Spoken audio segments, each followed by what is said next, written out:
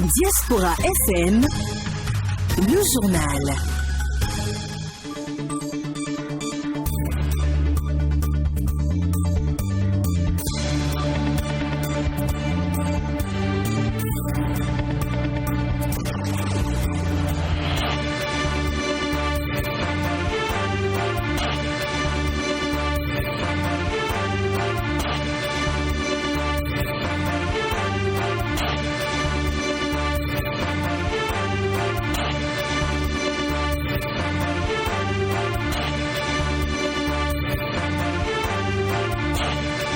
Mercredi 15 septembre, c'est l'heure de la grande édition du journal Parler. Mesdames et messieurs, bonsoir, voici le sommaire.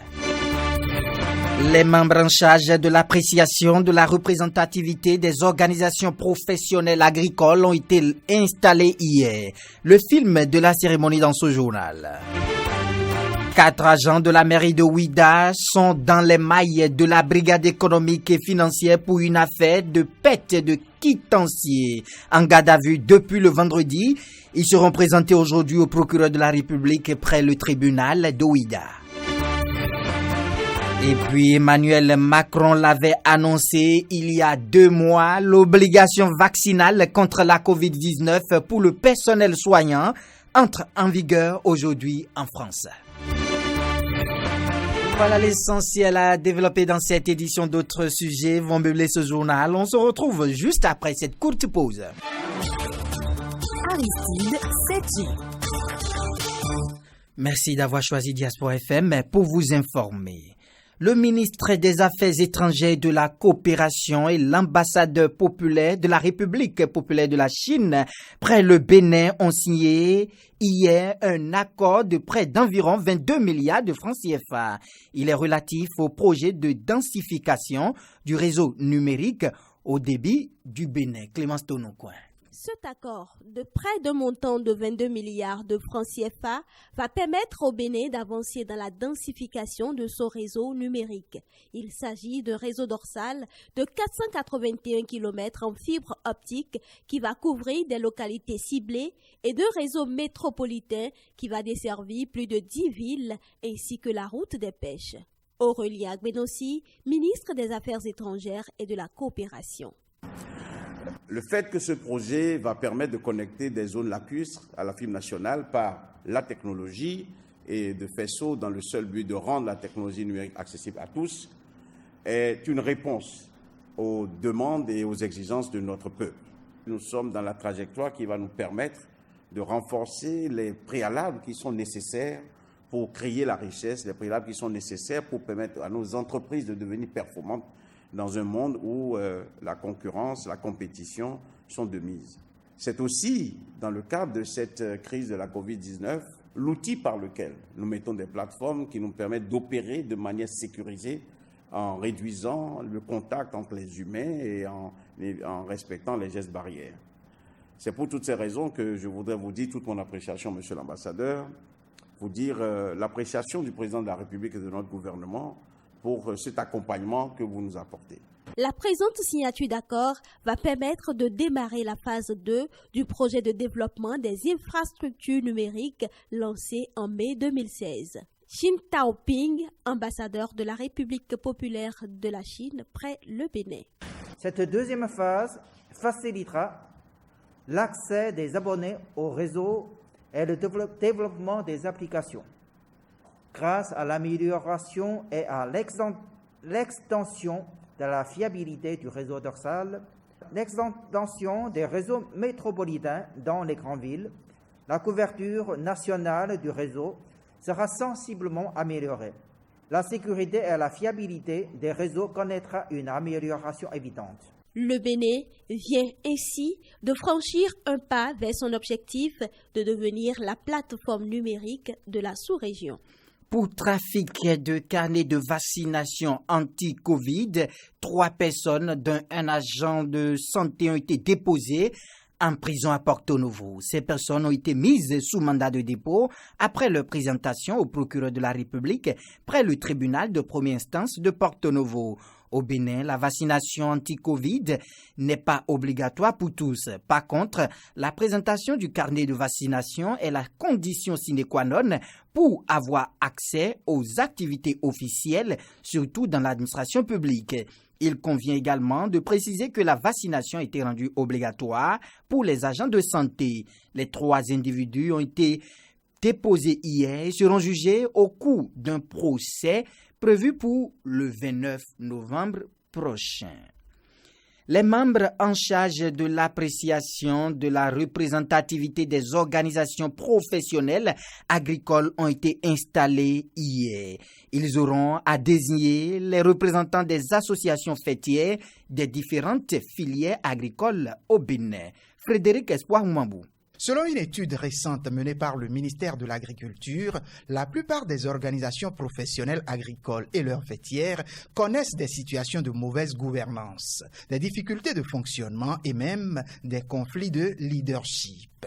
Une situation dont le ministre de l'Agriculture, Gaston Dossoui, révèle ici les conséquences. Cette situation a conduit à plusieurs écueils dont, entre autres, la multiplicité des réseaux d'acteurs au sein d'une même famille professionnelle, la faible culture de réédition de comptes et de redevabilité, la gestion solitaire par certains leaders d'OPA, le non-renouvellement à échéance des mandats des organes statutaires, l'absence ou l'insuffisance de synergie et de complémentarité entre partenaires d'appui aux OPA et le financement des organisations non représentatives et parfois non fonctionnelles.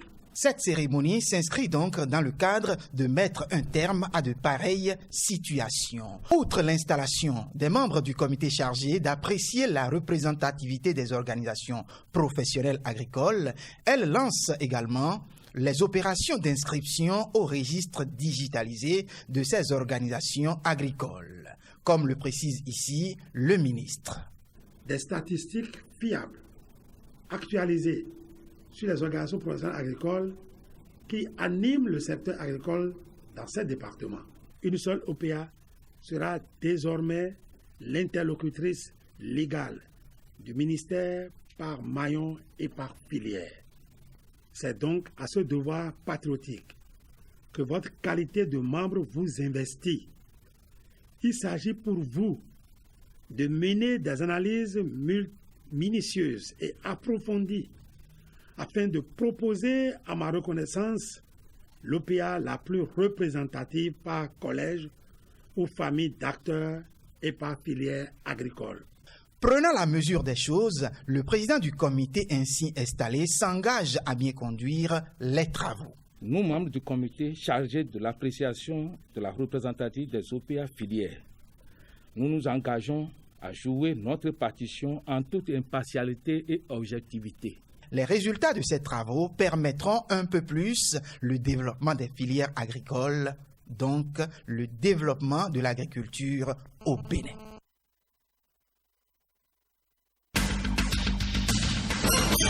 La disparition d'un quitancier de plusieurs feuillets évalué à plusieurs millions conduit 4 agents de la mairie de Ouidah dans les griffes de la police. Selon le quotidien Le Potentiel, les mises en cause ont été épinglées après avoir déclaré la perte du quitancier. Le dossier a été aussitôt confié à la justice parce que les intéressés n'auraient pas été convaincants sur les circonstances de la perte du document. Les 4 agents ont été arrêtés par le commissariat de Ouidah et confiés à la brigade économique et financière où ils séjournent depuis quelques jours. Ils sont attendus devant le procureur ce jour pour répondre des faits de détournement de deniers publics portés contre eux.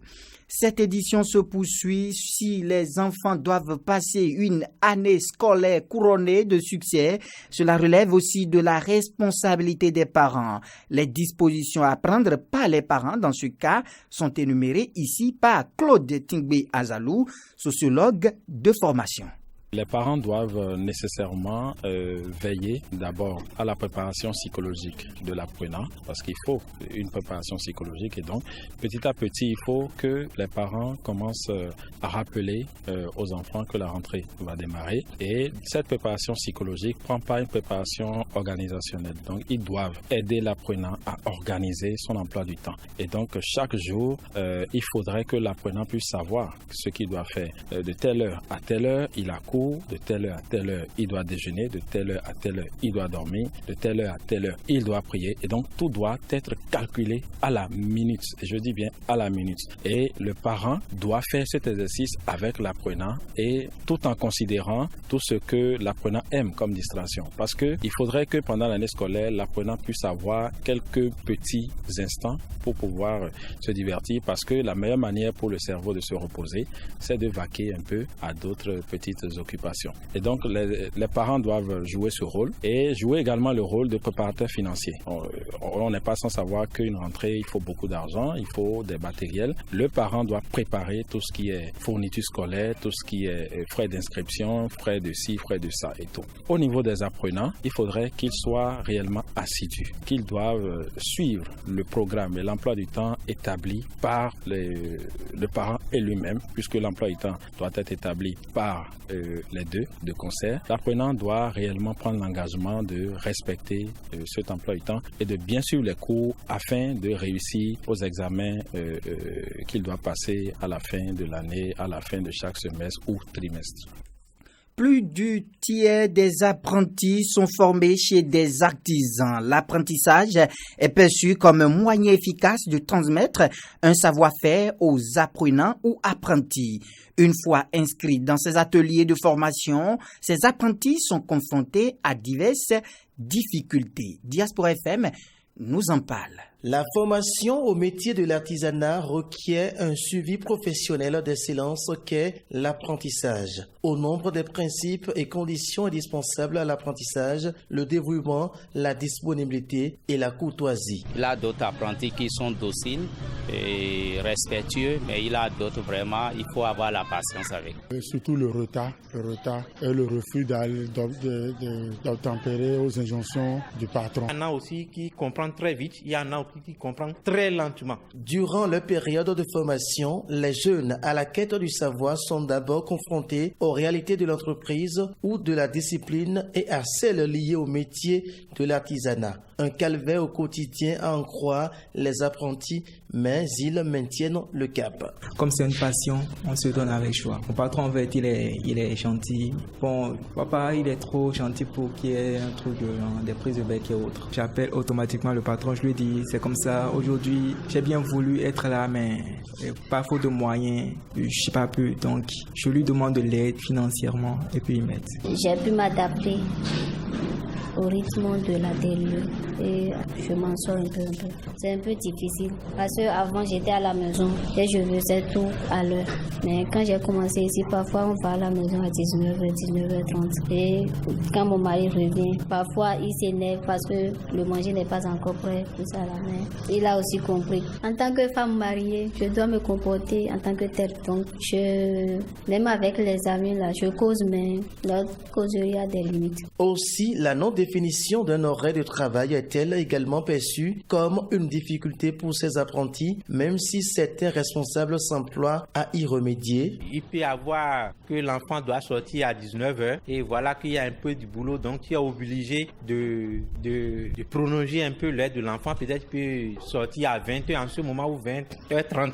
Je prends mon téléphone, j'appelle les parents, dis ton enfant, il ne peut pas sortir à 19h peut-être et ça serait à 20h. Qui n'aiment pas du tout que leurs enfants aillent au-delà de 19h. Donc ceux-là, à 18h30, je les libère et les autres, à 20h, je les libère. À l'instar de toute situation d'apprentissage, les fautes lourdes ou insuffisances de la part des apprentis méritent diverses sanctions. Si tu essaies de les taper trop, ils risquent de quitter. Donc on essaie de les amadouer un peu avec quelques 2 coups de pamatoire pour qu'ils se fassent truc. Parce qu'il faut aussi les apprendre comment respecter les clients. Ensemble des mécanismes menant à l'acquisition de savoir-faire ou de connaissances, l'apprentissage exige beaucoup de sacrifices, de rigueur et d'application pour mieux assimiler les notions. Merci à vous, Kano François Ngbrigento, pour avoir agressé son épouse. Un professeur assistant d'université âgé de 45 ans a été interpellé et mis sous mandat de dépôt. Selon les informations rapportées, l'intéressé est en service à la faculté de droit et de sciences politiques, FADESP de l'université d'Abomey-Calavi. Il a été épinglé suite à une vidéo enregistrée par sa fille de 11 ans, témoin de la scène. Selon la présidente de l'ONG Famille, Nutrition et Développement FND, la vidéo en question montre la séance de bastonnade que le professeur assistant aurait infligée à son épouse. Après sa présentation le 9 septembre au procureur du tribunal de première instance de deuxième classe d'Abomey-Calavi, il a été déposé en prison. Les nouvelles africaines et internationales. Le Premier ministre malien a passé le cap des 100 premiers jours à la tête du gouvernement. S'il a eu le temps d'effectuer des visites de terrain et d'annoncer l'ouverture de grands chantiers, le chronogramme pour l'organisation des élections n'est toujours pas connu. Il a désormais contre lui une bonne partie de la classe politique malienne qui a décidé de boycotter les assises nationales de la refondation qu'il projette d'organiser. Les militaires qui ont pris le pouvoir en Guinée ont ouvert hier 4 jours de consultation tous azimuts pour définir le contenu d'une transition censée ramener les civils à la tête du pays à une date encore inconnue. Les participants sont ressortis des premières séances au palais du peuple, siège du Parlement dissous à Conakry, sans aucune précision sur l'architecture ou la durée de cette transition. Le seul calendrier qui vaille est celui du peuple guinéen qui a tant souffert, a déclaré le lieutenant-colonel Mamadi Doumbouya à la télévision nationale, seul autorisé à filmer les rencontres à huis clos plusieurs heures auparavant. Nazir Ahmad Andisha, l'ambassadeur de l'ancien gouvernement afghan aux Nations Unies, a appelé hier ces dernières à enquêter une nouvelle fois sur les violations des droits humains par les talibans. La semaine dernière, le Conseil des droits de l'homme avait accusé les nouveaux maîtres de Kaboul de recourir de plus en plus à la violence pour réprimer les manifestations. D'après la BBC, les talibans ont tué 20 civils dans la Panchir. Emmanuel Macron l'avait annoncé il y a 2 mois. L'obligation vaccinale contre la COVID-19 pour le personnel soignant entre en vigueur aujourd'hui en France. Les professionnels des hôpitaux et maisons de retraite, mais aussi les aides à domicile ou les pompiers pourront être suspendus sans rémunération s'ils n'ont pas reçu au moins une dose de vaccin.